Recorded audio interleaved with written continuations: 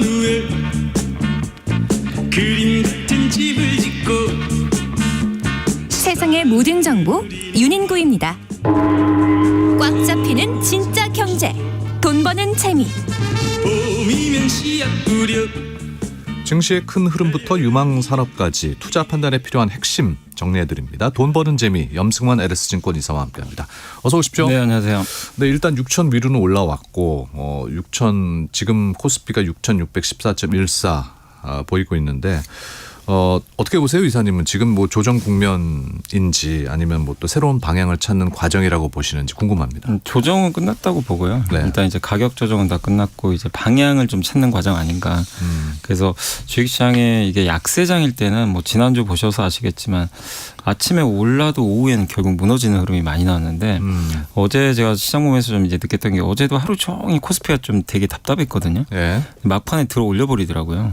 확실히 이제 시장이 뒷심이 좀 강해졌고 이게 보통 이제 시장이 좋을 때 좀 특징이거든요. 네, 그래서 저는 좀 여기서 뭐 V자 반등은 뭐 물론 쉽지는 않지만 네. 이제 지난주 최악의 진짜 시장 상황에선 좀 탈출을 했고 그리고 그렇게 보는 배경은 우리가 좀 제일 의심했던 게 반도체에 대한 의심이 좀 있었잖아요. 예. 근데 지난주 미국의 빅테크 실적도 그렇고 아마존 CEO도 메모리 비싸도 나는 더 구입하겠다 뭐 이런 발언을 좀 했거든요. 그리고 반도체 기업들의 이익 추정치도 여전히 견조한 상태고 공급은 계속 부족할 거라는 얘기가 자꾸 나오고 있으니까 그런 거 보면 반도체에 대한 이제 의심은 없어진 것 같고 그리고 좀 이렇게 신용 물량 청산이 좀 많았죠. 레버리지. 그게 이제 지난주까지 비토가 되게 많았는데 우리나라 아마 신용 잔고가 30조 원대 거의 후반까지 갔었거든요. 네. 39조 원과 8조. 지금 어제 기준은 27조까지 떨어졌어요. 많이 떨어졌네요. 10조가 이제 사실은 좀 반대 매매도 있었겠죠. 그래서 그런 물량들이 이제 청산이 되면서 수급이 좀 가벼워진 거죠.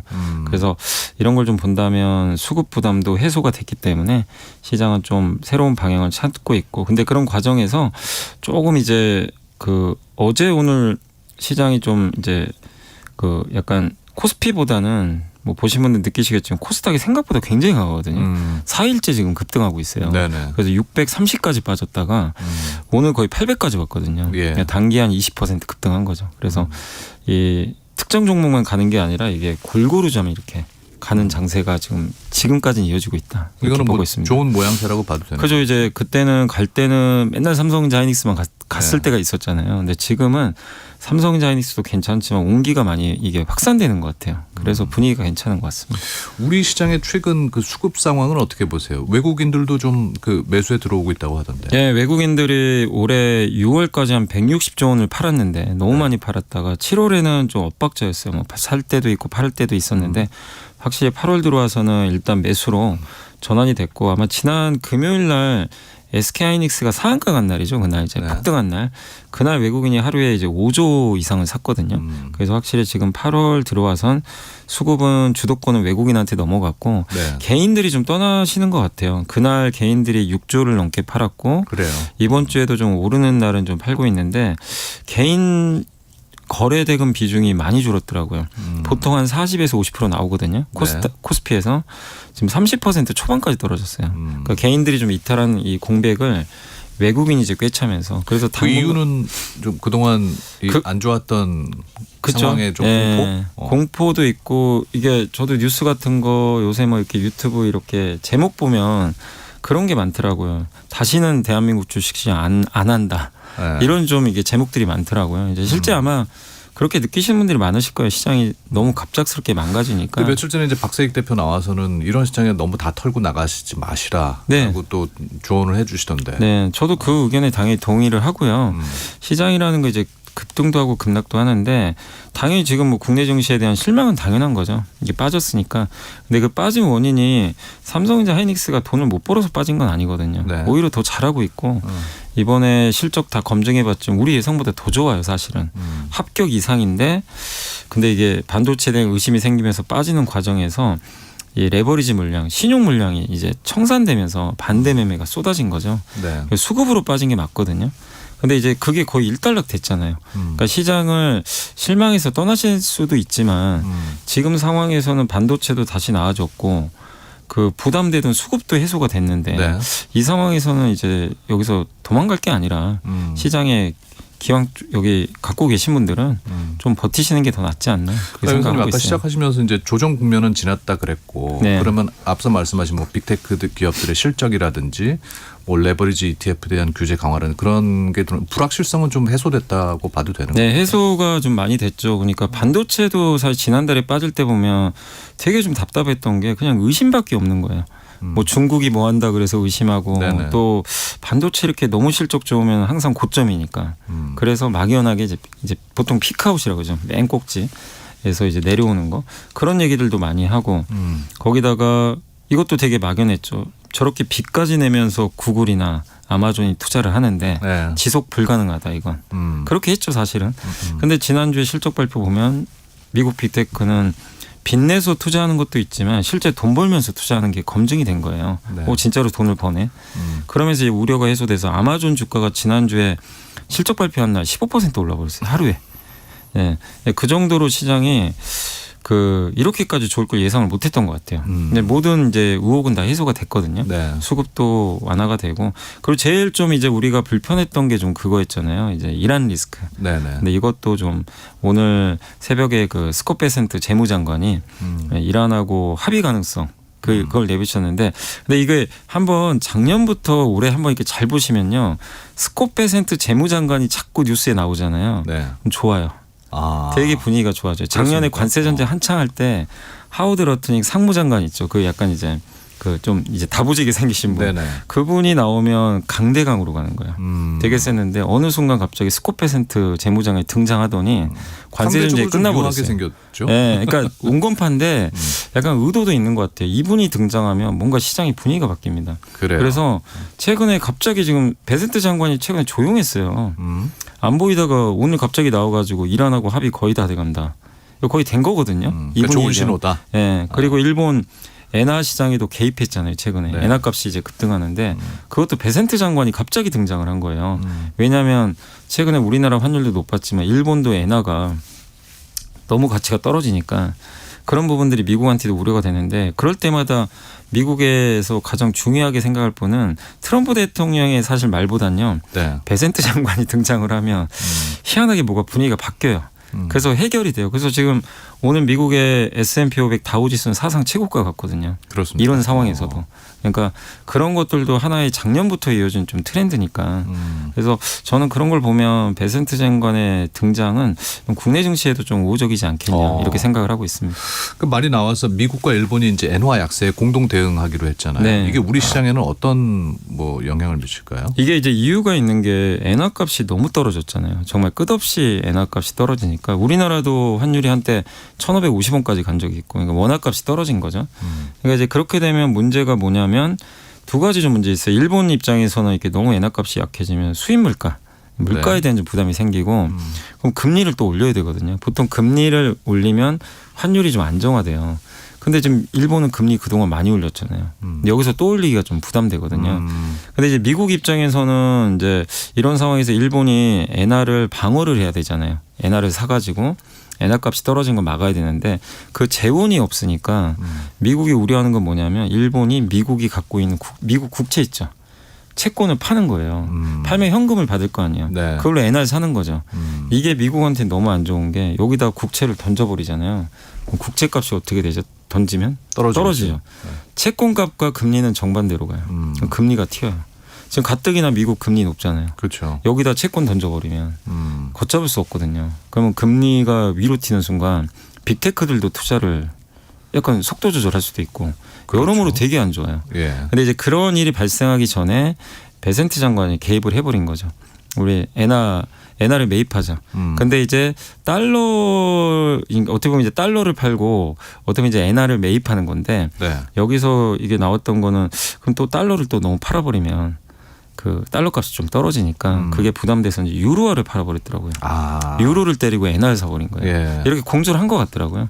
근데 어쨌든 엔화가 강해지면 엔화랑 요즘에 원하는 가치가 방향이. 그래서 우리나라 환율도 최근에 엄청 떨어졌잖아요. 그러니까요. 워낙 강세죠, 그게. 네. 그래서 우리나라 환율 시장에도 이게 되게 좀 긍정적으로 지금 영향은 좀 주고 있다. 이렇게 네. 좀 생각하고 있습니다. 그러면 이제 환율이 1,400원대, 뭐 1,300원대로 떨어진다는 뭐 얘기도 있던데 이게 외국인들한테는 어떤 영향을 미칠까요? 외국인 입장에서 좋죠. 삼성전자 한 주를 사도 싸게 살 수 있으니까. 1,500원일 때보다는 1,400원으로 가면 당연히 한 100원 정도 이익을 더 낼 수가 있기 때문에 당연히 좋을 수밖에 없고, 그래서 원래 환율이 떨어질 때 외국인 매수가 들어오는데 다만 이제 1,300원대까지 갈 수 있다 하더라도 구조적으로는 좀 쉽지 않은 게 우리나라 이제 그 내국인들 국민들의 어떤 달러 자산 수요가 워낙 많아요. 예전보다는 구조적으로 많고 네, 미국 네. 주식 많이들 선호하시잖아요. 네. 그런 게 있고 우리나라도 지금 매년 앞으로 미국의 기업들이 그러니까 미국 쪽에 200억 달러 매년 투자를 해야 되고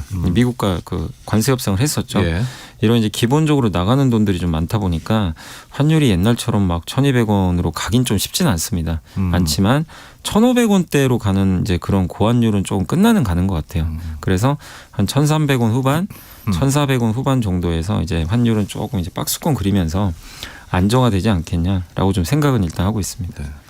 아까 이제 요 며칠 이제 코스닥이 많이 올랐다고 했는데 어떻습니까? 시장 분위기가 좀 바뀌고 있다고 봐도 될까요? 네, 그러니까 상반기 어느 그 전쟁이 나고 3월에 증시가 폭락한 다음에 4월 이후부터는 코스닥이 안 가더라고요. 네. 지수가 급등하는데 그때는 코스닥이 안 가고 삼성전자, 하이닉스 같은 이제 반도체만 급등하면서 지수는 올랐죠.